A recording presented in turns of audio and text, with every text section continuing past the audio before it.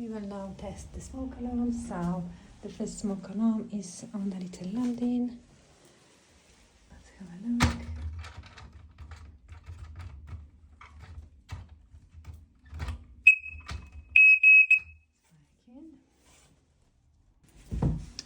Second smoke alarm is above the stairs. This is also working. And we will also test the carbon dioxide detector. It is located in the bathroom, in the storage with the boiler. And we can see it is also working.